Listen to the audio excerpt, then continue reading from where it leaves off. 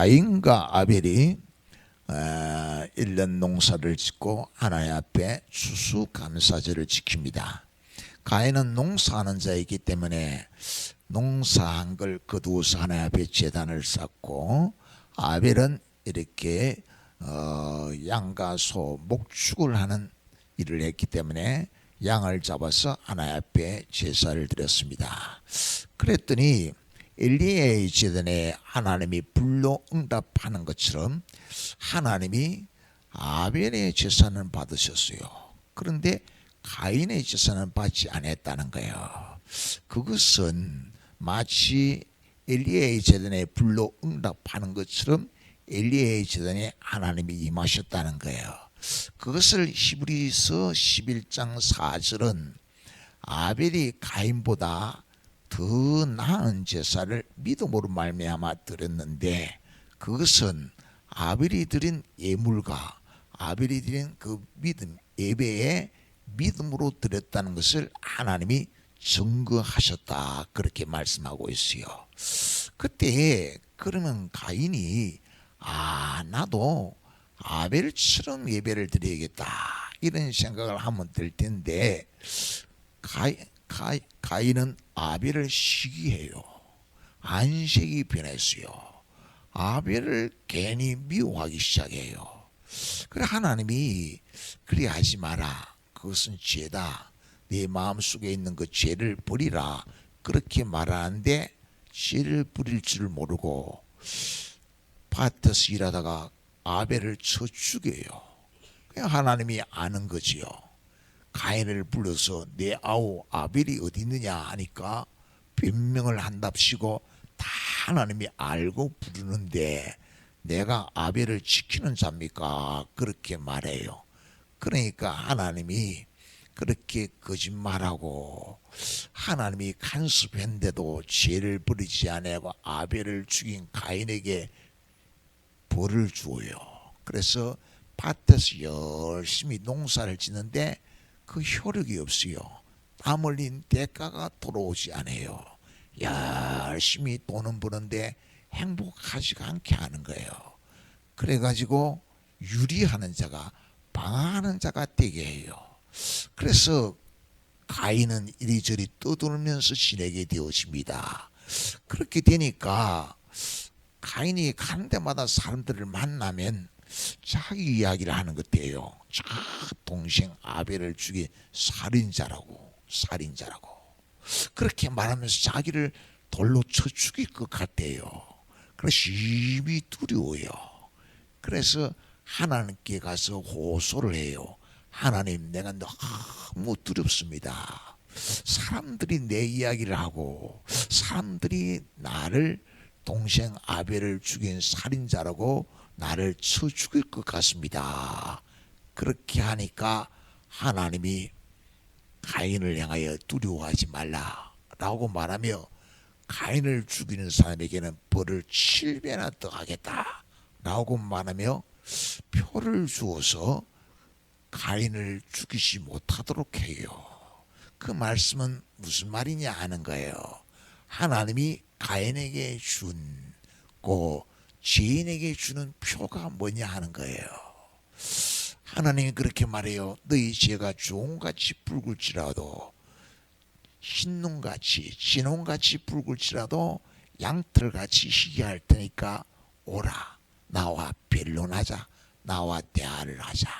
그러면 하나님이 사랑하셔서 예수, 하나님의 사랑을 깨닫게 하고 구원자 예수를 믿게 하고 그 믿음에 이를 때에 모든 죄를 탕감하고 하나님의 자녀가 되는 하나님의 자식으로 하나님 안에 거하는 하나님의 백성이 되게 하는 거지요. 그것을 주는 거예요. 그것을 오늘 성경은 가르쳐서 가보시라 그리 말해요. 4장 1절을 보면 그리스도께서 이미 육체의 고난을 받으셨으니 죄인의 죄를 다 예수님이 담당하셨다는 거예요. 그래서 너희도 같은 마음으로 갑옷을 삼으라.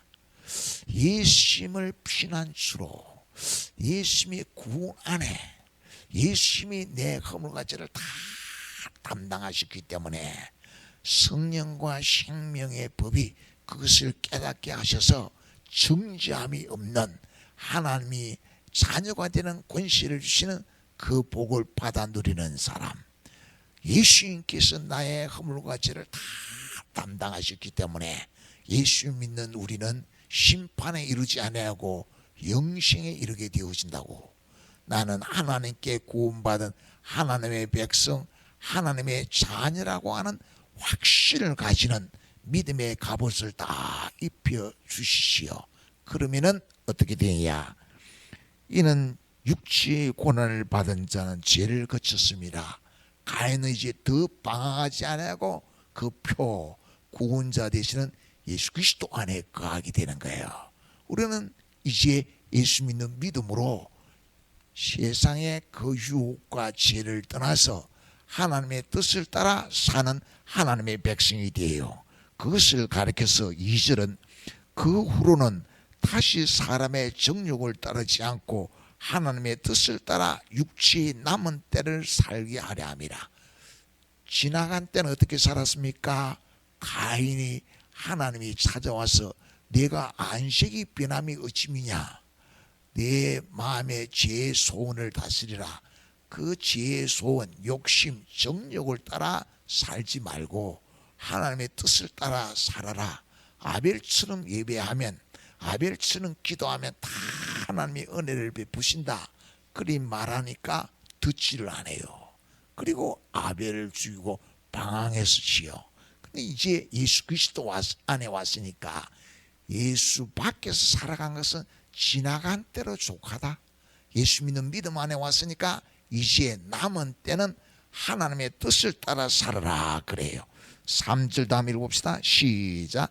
너희가 음란과 정욕과 술 취함과 방탕과 향락과 무부판 우상 숭배를 하며 이방인의 뜻을 따라 행한 것은 지나간 때로 족하다. 여러분, 우리도 있지요. 지나간 때가 있고 남은 때가 있어요. 예수 밖에서, 믿음 밖에서 살아온 때가 있고 예수님 안에서 살아가는 삶이 있어요. 세상 삶이 힘들지요. 괴로운 날들이 많지요. 참 피곤한 날이 많아요. 근데 예수님이 수고하고 무거운 심신자들아 다 내게로 오라. 내가 너희를 쉬게 하리라. 예수님께 와서 다 짐을 내려놓게 해요. 죄의 문제도 그렇고 모든 문제도 다 내려놓게 해요. 염려하는 거, 무엇을 먹을까, 무엇을 입을까, 무엇을 마실까 하고 염려하는 것도 다 내려놓게 해요. 다 주님께 맡기고 주님의 나라와 주님의 의를 구하는 다윗이 하나님을 목자로 섬기는 것처럼 그렇게 믿음으로 살아라. 그러면 다 있어야 할 것을 아시는 하나님께서 다 때를 따라 채우실 것이라고. 곧 예수님 만나기 전에, 말씀을 믿기 전에는 세상의 욕심을 따라 살았어요. 무거운 짐을 지고 살았어요. 먹고 사는 문제에 종이 되어서 살았어요. 그런데 예수를 만남으로, 예수 믿는 믿음으로 살아요. 주님의 뜻대로 살아요. 주님의 인도하는 믿음으로 살아요.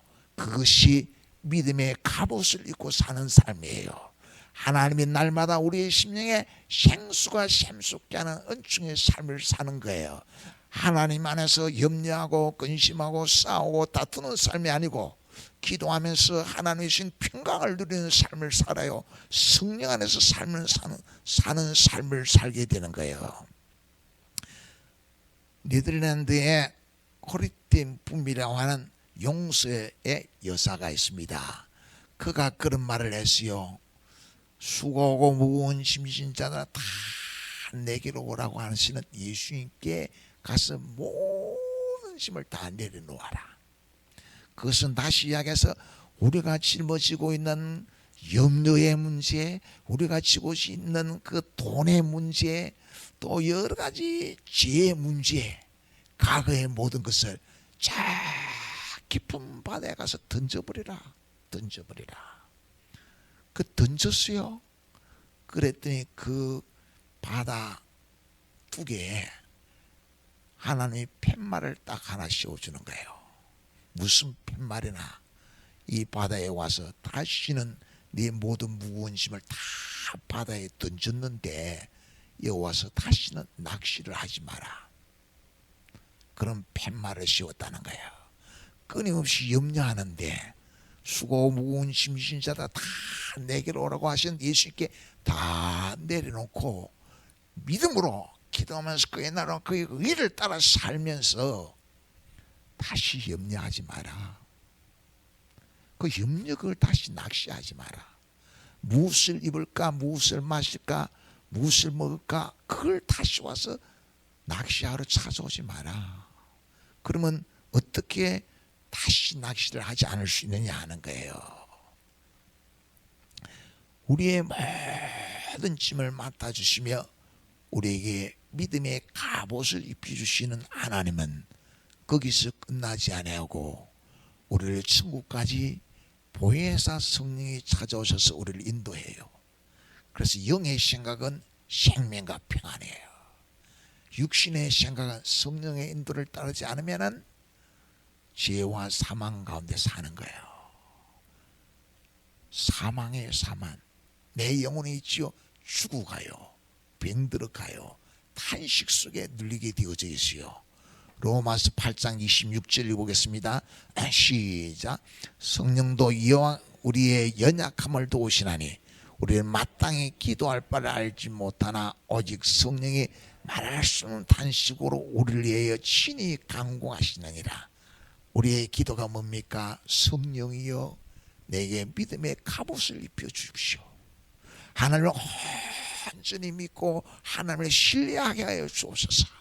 그의 나라와 그의 의를 구하며 염려와 근심을 다 주님께 내려놓고 찬송하며 감사하며 하나님 바라보고 믿음으로 살게 하여 주옵소서 라고 기도할 때 성령께서 그 연약함을 도와주어요. 우리의 생각과 마음을 지켜주어요. 생명과 평안을 누리게 해요. 내 영혼에 생수가 샘솟게 해요. 다윗이 그렇게 하나님을 믿고 바라보며 하나님이 생푸른 초장으로 맑은 시냇물가로 인도하며 영혼을 소생시키는 은혜를 누렸다는 거예요. 그래서 사망의 음침한 골짜기를 지날지라도 해받음을 두려워하지 않았다는 거예요. 주님의 하나님의 지팡이와 막대기가 나를 딱 지켜주시기 때문에 하나님의 지팡이의 막대기가 지켜주신 은혜가 뭐예요? 믿음의 갑옷이에요. 믿음의 갑옷. 다윗이 있지요. 아버지의 신분을 쫓아서 그 전쟁터의 형들의 안부를 알아보기 위하여 갔지요. 갔는데 골리앗이 많은 군대를 모독하거든요. 그러니까 믿음 있는 다윗, 믿음의 갑옷을 입은 다윗은 양치기 할 때 공과 사자 나타나면 믿음으로 그들을 물리치며 양을 지켰거든요. 내가 나가겠습니다. 사울 왕이 너는 어려서 안 된다. 하나님이 나와 함께합니다. 그럼 가봐라 하면서 다윗의 군복을 입혀요. 다윗의 투구를 씌워요. 사울의 투구를 씌워요. 사울 왕의 군복을 입혀요. 사울 왕의 갑옷을 입혀요. 그러니까 어린 아이에게 이 사울 왕의 군복을 입히고 투구를 씌우고 갑옷을 입히니까 전혀 맞지 않지요. 그러니까 다윗이 말해요. 이것을 입고는 못 나가겠습니다. 그걸 벗어버려요. 양치기 할 때 입던 옷 그대로, 양치기 할 때 공과 사자를 물리쳤던 물매를 들고 나가요. 나가는데 만군의 여호와의 이름으로 나가요. 승리해요. 다윗은 믿음의 갑옷을 입고 나간 거야. 우리가 육신 남은 때를 어떻게 살아야 하느냐? 믿음의 갑옷을 입고 살아야 돼요. 그래야 평강을 누려요. 하나님을 피난처로 삼는 거예요. 엘리야가 믿음의 갑옷을 입고 갈멜산에 가서 하나님 살아계심을 증거했어요. 그런데 이 믿음이 떨어질 때가 있어요. 그래서 로뎀 나무 밑에 죽기를 구하지요. 그러니까 하나님의 사자가 찾아와서 떡과 물을 가지고 찾아와서 먹이고 쉬게 한 후에 호렙산에 데리고 가요. 호렙산에 데리고 와서 기도하게 해요. 기도하면서 있죠, 하나님의 심야한 음성을 들어요. 심야한 음성을 들으니까 저 바알이 주의 선지자들 다 죽이고 나만 남은 줄 알았는데, 자기 혼자인 줄 알았는데 하나님이 바알에 무릎 꿇지 않은 7천을 남겨놨다는 걸 알아요. 전능하신 하나님이 함께하면은 어떤 시련도 이기며 사명 감당할 수 있다는 것을 믿게 돼요. 고 엘리야가 기도하러 가서 하나님의 심야한 음성, 조용한 음성, 깨닫게 하는 음성, 이미 들은 말씀, 세상 끝날까지 함께 하겠다고 하는 약속의 말씀이 확신으로 탁 주어지니까 믿음의 갑옷을 입게 되는 거예요. 두려움이 사라지는 거예요. 하나님 안에 평안을 누리는 거예요. 바울은 이치요 고린도전서 15장 55절에서 그래요. 사망, 너의 이기는 것이 무엇이며 너의 쏘는 것이 무엇이냐. 사망이, 그 사망이 쏘는 것은 죄요. 죄 때문에 사망이 온다 이거예요. 여러분, 욕심대로 하면 있죠, 영혼이 병듭니다. 그의 나라와 그의 은혜를 구해야 내 영혼의 생수가 넘칩니다. 기쁨을 누립니다. 강명한 삶을 누립니다. 그 죄는 있지요, 말씀이 깨닫게 합니다. 죄의 권능은 율법이라고. 그런데 예수 그리스도로 말미암아 넉넉히 이긴다고.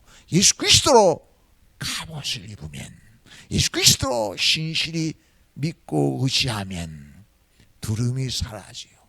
주님 안에 거하게 해요.